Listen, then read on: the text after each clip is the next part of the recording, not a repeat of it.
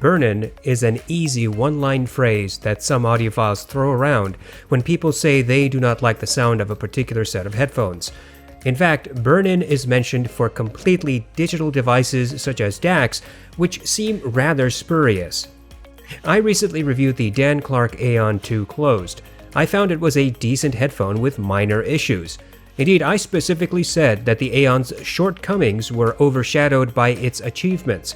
However, I also said that it is hard to justify paying $900 for the Aeon. A few people took offense to my review and proclaimed that the Aeon is an amazing headphone and that you need to burn in the drivers.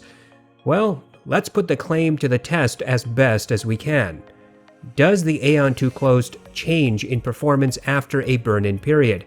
And if so, what are those changes and how perceptible are those changes? Dan Clark says you need to burn in the Aeon for between 50 to 100 hours, and they don't say why.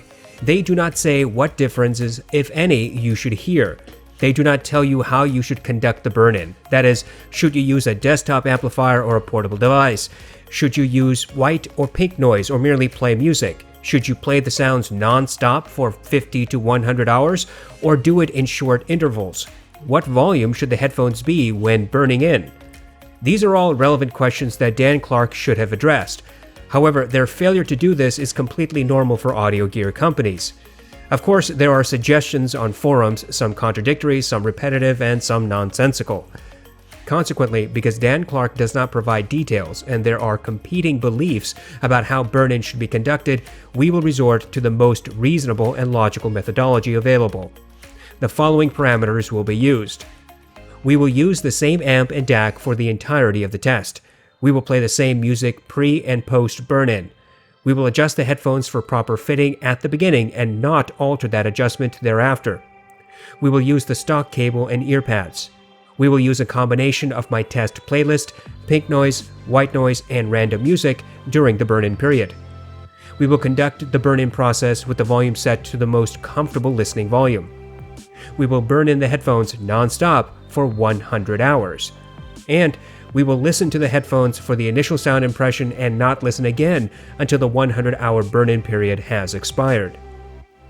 When I began this test, the Aeon 2 had been used for approximately 6 hours. I plugged the Aeon into my RME ADI2 DAC. This is a neutral source. I played several tracks from my test playlist to determine what volume is most comfortable. This means that the music, on average, is loud enough to hear minute details but not loud enough to be fatiguing. This resulted in setting the RME to about -32 decibels.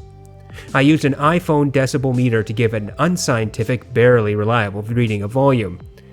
This test will be broken into 2 parts. First, we will describe specific sound character pre-burn-in. Second, we will describe specific sound character post-burn-in. Advocates of burn-in make vague claims of sound alterations. Some say soundstage is affected, either by minor or giant leaps. They claim that the bass tightens up, or that the treble is not as hot, or that the mids become clearer or details are more perceptible. Obviously, such vague commentary is unhelpful, and we will dispense with such conclusory language.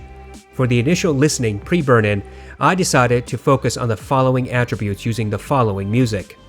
Sub-bass rumble using Mountains by Hans Zimmer, and Pure Water and Uproar. Mid-bass impact using Conquer by Overwork and Bim Bam Smash. Sub-bass and mid-bass separation using the previous tracks mentioned. Vocal sibilance using the songs Why Am I Like This by Orla Gartland and Want You Back by Haim and Superposition by Young the Giant. Separation of vocalists using those 3 previously mentioned songs. Treble clarity and extension using Scherzo for X-Wings and Take 5 by the Dave Brubeck Quartet. We will describe the soundstage and detail retrieval. The sub-bass rumble was audible but rolled off. The reverberation was fairly quick. In Mountains, that rumble should be present from beginning to end and reverberate. However, it was just slightly above audible levels and did not linger as it should. In the 2 hip-hop tracks I mentioned, the sub-bass was rolled off, barely above audible levels. The transients was fast, and too fast for accurate presentation. It sounded like the subwoofer was locked inside a box and put in a distant corner of the room. To test mid-bass impact, I listened to Conquer. The rolling marble effect at the beginning was audible but recessed and muffled. Mid-bass impact was slightly blunted and had fast decay. I could hear different drums, though the separation among them was about average. This means that the drums tended to sound similar and none stood out from the rest. In Bim Bam Smash, there are multiple drums of various tonalities. I heard those drums, but the separation between them was not particularly clear. Indeed, they tended to meld. At 1 minute and 15 seconds, there is supposed to be a hard mid-bass strike reminiscent of cars crashing. The Aeon presented that drum strike, but it was blunted and lacked energy. Although the transients is fast and on par with most other planar magnetic headphones I have heard, the clarity and separation of the bass is about average. Even though that the sub-bass is rolled off, there is some melding between it and the mid-bass. Sibilance is peaky and above neutral. It is not harsh, but it is elevated. Grain is also slightly accentuated. In Why Am I Like This, the sibilance was not fatiguing, but did get close to my personal comfort threshold. The grain sounded unnatural and reminded me of someone scratching a chalkboard. In Want You Back, the sibilance was again elevated above neutral. It was not harsh per se, but did get close to my personal comfort threshold. The grain was marginally elevated in the song, but not to the same degree as in Why Am I Like This. In Superposition, the male vocalist had sibilance that appeared to be neutral on the Aeon. It was not accentuated and did not sound muffled. Separation was about average in all three songs, Want You Back, Why Am I Like This, and Superposition. In Superposition, I could not hear the backup vocalist. In Want You Back, the backup vocalists are initially clearly audible. However, when the mix plays at maximum, they meld heavily, though if I paid very close attention, I could find their separate tonalities. In Why Am I Like This, the backup vocals start at 2 minutes and 45 seconds and was easily audible in the right ear cup. In Scherzo for X-Wings, it was obvious that the brass and horns were rolled off and melded significantly with other instruments. In Take 5, the saxophone stood out from the other instruments and seemed to have just a little bit more energy than truly accurate. Regarding soundstage and detail, well, the Aeon had average soundstage, no better than the HD6XX or 660S, and less than the Hi-Fi Man Sundara. The detail retrieval was also about average. Details were never pushed forward and often were a little recessed or muffled. Some details like electric buzzing were harder to hear than others, such as the creaking of wood. Sharp intakes of breaths sounded muffled. In New Light by Kazuki, the Aeon revealed 6 to 7 footsteps in the first 60 seconds. As indicated earlier, I played my test playlist, Random Music, White Noise, and Pink Noise for 100 hours. I did not listen to the headphones during this period. I began the burn-in process at 8 a.m. on October 15, 2020. I stopped the burn-in process at 12 p.m. on October 19, 2020. This resulted in 100 hours of burn-in. Regarding the sub-bass rumble post-burn-in, the sub-bass remained unchanged. In Mountains, the rumble resembled exactly what I recall hearing pre-burn-in. The reverberation was fast and was underemphasized. It was rolled off, and though audible, did not represent the music accurately. The ominous rumble that should be obvious in the first 2 minutes of the song was nothing more than a hint of a rumble. Hip-hop tracks were unchanged. The subwoofer effect was missing. It was as if the sub-bass was entirely cut off from the recording. In order to further test this result, I re-listened to the original songs in this test and also listened to other hip-hop tracks, including New Patek and Reel It In. The result was exactly the same. Sub-bass was essentially missing. For mid-bass impact, I listened to Conquer again. The rolling marble effect at the beginning of the song was muffled. The mid-bass impact was blunted, though fast. Separation among instruments was about average, meaning that the various drums melded. In Bim Bam Smash, I listened to the different drums utilized in the mix. They all sounded muffled and melded together. Drum impacts were blunted, as if someone had laid a bedsheet on top of the drum head. At 1 minute and 15 seconds into the song, there is a hard drum strike. The hard-hitting strike was blunted and lacked the energy for accurate presentation. Regarding sub-bass and mid-bass separation, well, there is considerable melding between them. I would not call it muddy, but it was not a hard separation between instruments that live in either region. I listened again for vocal sibilance. Returning to Orla Gartland and Haim, I anticipated some taming of the sibilance here, but it did not happen. Vocals in both songs remained sibilant, several decibels above neutral. The grain in Orla Gartland's song was slightly elevated as well. The male vocalist in superposition, however, remained fairly smooth. I do not think there was a difference post-burn-in. Separation overall was about average. When instruments play at maximum among with vocals, those vocals become a little veiled.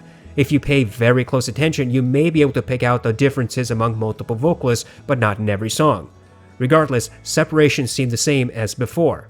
In other words, in superposition, I could not hear the backup vocalist. In Want You Back, I could hear the backup vocalist initially. However, when the music played at maximum, the backup vocalist tended to meld significantly. Although if I tried hard, I could still pick out their individual tonalities. In Orla Gartland's song Why Am I Like This, I could hear the backup vocalist when she came in at the end of the song. Treble seemed unaffected by the burn-in process. In Scherzo for X-Wings, the horns and brass still sounded rolled off, lacking true neutral energy. Instruments melded heavily. The saxophone in Take 5 sounded slightly forward among the other instruments and no different from what it sounded like before. Pre-burn-in, the Aeon had about average soundstage and detail. It was on par with the HD6XX and 660S in both regards.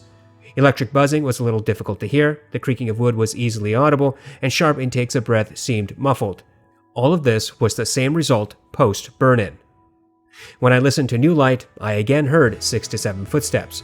Nothing seemed clearer than before. Burn-in has no audible effect whatsoever on the Aeon 2 closed. There are two major issues for the Aeon, in my opinion: the lackluster sub-bass and female sibilance push. I paid extra attention to these sounds. There were no alterations post-burn-in. The Aeon still lacks sub-bass presence and is sibilant. Indeed, nothing about the Aeon seemed to change. Detail retrieval did not increase, soundstage did not become wider, instrument and vocal separation did not become more obvious. Some people assert that with burn-in, their narrow-sounding headphones suddenly have wide soundstage, or that treble is tamed, or that details are better, or that the bass gets more defined. There are several reasons why such comments are very likely hogwash. First, the results of burn-in, according to proponents, are far too vague. Saying that the bass now has definition or that the treble is tamed is meaningless unless there is something to compare to. Part of the vague so-called evidence for burn-in is because people cannot remember what the headphones sounded like when they first heard them.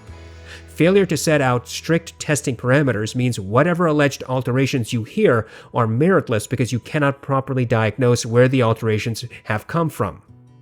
Second, proponents of burn-in rarely factor all the other potential contributors to perceived sound alterations.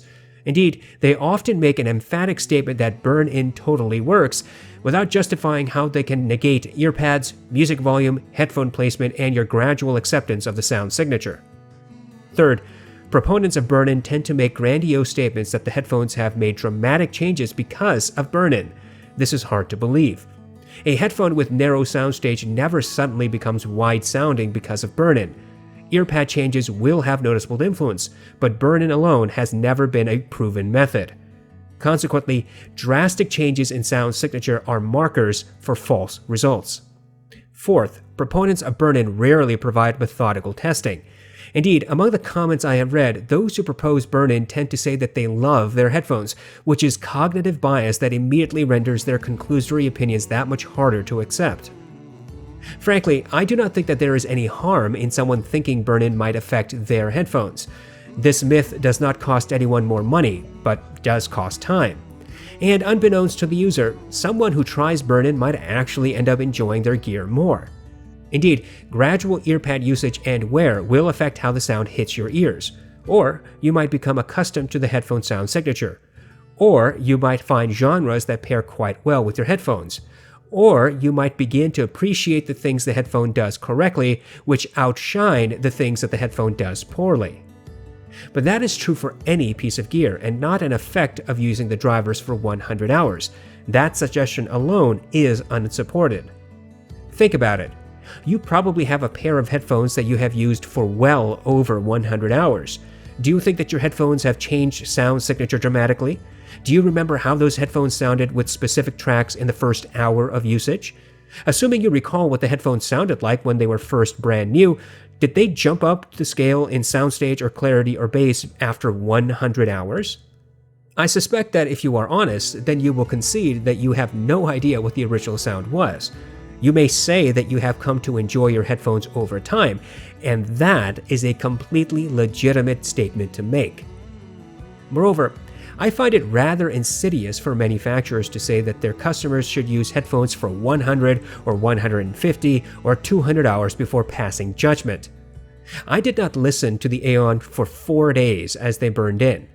I kept thinking about all the time I wasted not enjoying the headphones. True, I could have just listened to the headphones during those 4 days, but that would have influenced the testing results. In order to answer the question of whether burn-in has any tangible influence on the Aeon, I could not take that chance.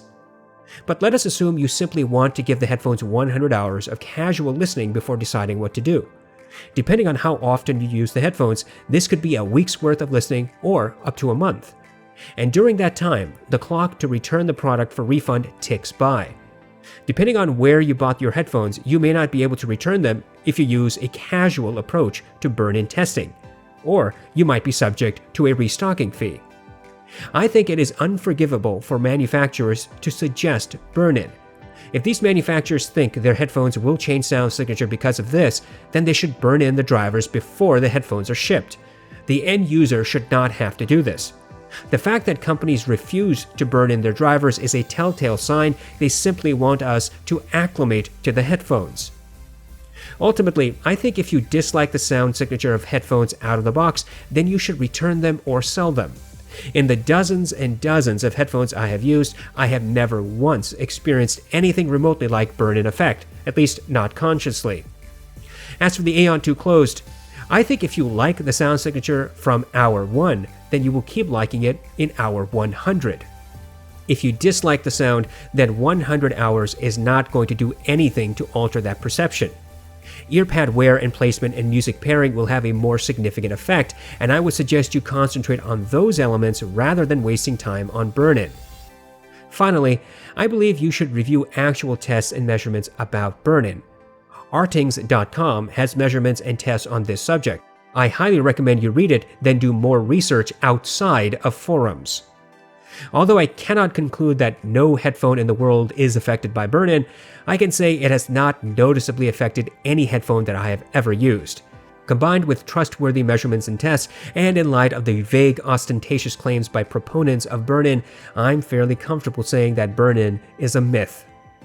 However, specifically for the Aeon, I do not think burn-in has any effect at all. I will concede that the only true test is to listen A and B to identical headphones. Unfortunately, that is not a luxury people have, but manufacturers and big-name reviewers do. I am not going to pretend that my test here was properly conducted. At the bare minimum, I would need an identical headphone to do an A-B comparison. Consequently, my conclusions here are based not so much on the fundamental trust in my methodology as in overall experience and lack of evidence from those who propose burn-in. In order to effectively, without hype, determine if burn-in works, you need to set testing parameters similar to the following. You need more than 2 headphones, and for the sake of argument, let us settle on 6. 3 should be from the same production line in consecutive numbers, the others should be randomly obtained. The clamping pressure should be measured for each headphone. Earpad stiffness should be measured for each headphone. A random selection of the 6 headphones should become the control group while the rest undergo burn-in. Frequency graph measurements should be taken throughout the process. This is a long, tedious process, not to mention rather expensive. Of course, normal people cannot do any of this, which begs the question, how then can people so boldly claim that burn-in does anything at all? Whatever your decision regarding burn-in, the fundamental takeaway is this. There are much more significant contributors to sound alteration than burn-in. Try modifying those factors instead. Where the Aeon 2 is concerned, I do not think burn-in makes any audible difference at all. And those who claim burn-in does in fact make a difference, then I invite them to conduct proper tests to prove that claim. It is not incumbent upon the rest of us to prove or disprove an unproven claim. It is up to the proponent of the idea that burn-in is real to provide actual evidence and not self-serving anecdotes.